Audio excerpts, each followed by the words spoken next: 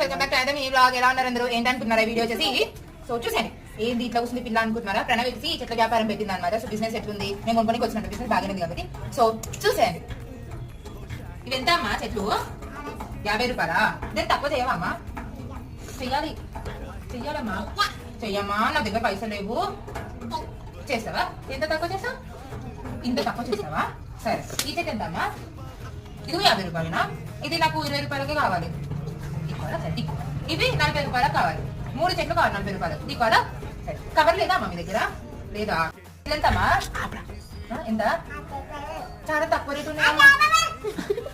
సరే అమ్మా, నాకు ఇస్తావా? సరే కొంటామా?